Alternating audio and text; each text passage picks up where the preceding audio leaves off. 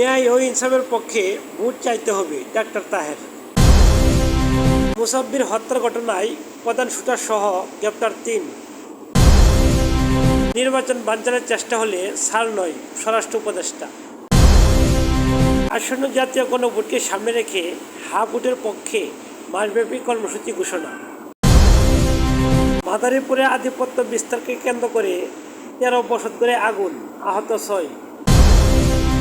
সম্মানিত ভিউয়ার্স, ভিডিওটি একটি লাইক দিয়ে চ্যানেলটি সাবস্ক্রাইব করার অনুরোধ রইল। এবার বিস্তারিত।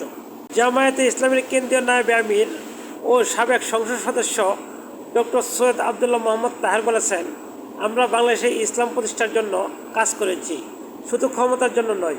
এজন্য সমমনায় ইসলামী দলগুলোর জোটের আসন চূড়ান্ত প্রায় শেষ পর্যায়ে। তাই ত্যাগ স্বীকার করে নির্বাচন নিয়ে সকল ষড়যন্ত্র নস্যাৎ করতে হবে। তিনি আরও বলেন, জোটের সমঝোতার পর আর বসে থাকা যাবে না। বাড়িতে গিয়ে স্বাধীনতার পক্ষে, ন্যায়ের পক্ষে, ইনসাফের পক্ষে, বিপ্লবের পক্ষে ভোট চাইতে হবে।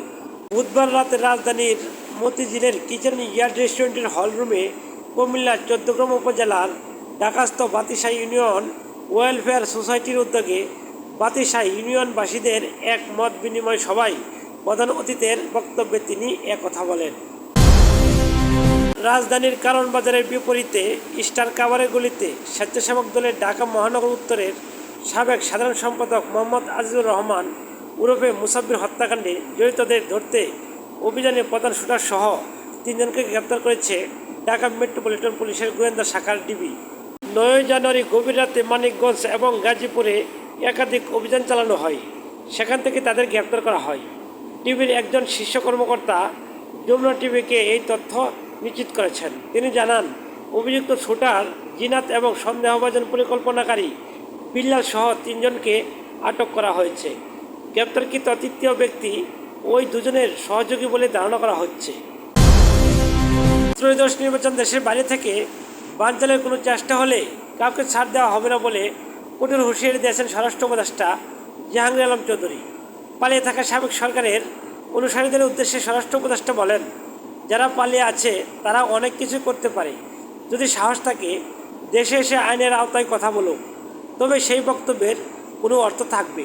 বুধবার চট্টগ্রামের সাতকানিয়ায় বর্ডার গার্ড বাংলাদেশ বিজিবি এর ১০৪তম রিক্রুট ব্যাচ প্রশিক্ষণ সমাপনী কুচকাওয়াজ অনুষ্ঠানে সাংবাদিকদের প্রশ্নের জবাবে তিনি এসব কথা বলেন। তিনি বলেন, ১২ই ফেব্রুয়ারি নির্বাচন ঘিরে যারা দেশের বাইরে বসে নানা বক্তব্য দিচ্ছে তারা দেশে এসে বলুক, দূরে বসে দেওয়া বক্তব্য কেউ শঙ্কিত হবে না। দেশের বাইরে থেকে নির্বাচন বানচাল করার চেষ্টা করলে কাউকে ছাড় দেওয়া হবে না। নির্বাচনের নিরাপত্তা প্রসঙ্গে তিনি বলেন, নির্বাচনে যাতে কেউ বিশৃঙ্খলা সৃষ্টি করতে না পারে সেজন্য ফোর্সের সংখ্যা বাড়ানো হচ্ছে।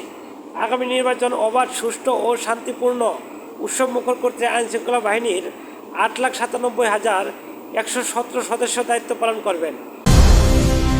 আসন্ন জাতীয় গণভোটকে সামনে রেখে হা ভোটের পক্ষে মাসব্যাপী কর্মসূচি ঘোষণা করেছে ঢাকা বিশ্ববিদ্যালয়ের কেন্দ্রীয় ছাত্র সংসদ ডাকসু।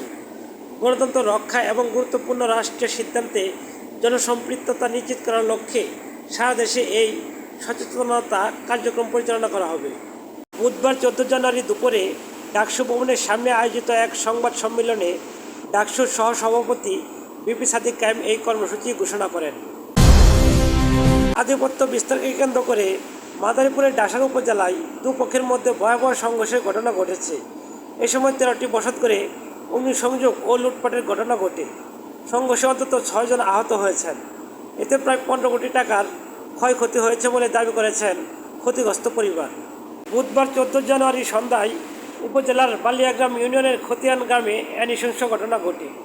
খবর পেয়ে পুলিশ, ফায়ার সার্ভিস ও সেনাবাহিনীর সদস্যরা ঘটনাস্থলে পৌঁছে আগুন নিয়ন্ত্রণে আনে এবং পরিস্থিতি স্বাভাবিক করেন। আহতদের মধ্যে খতিয়ান এলাকার আব্বাস চৌধুরী নামে একজনের অবস্থা আশঙ্কাজনক।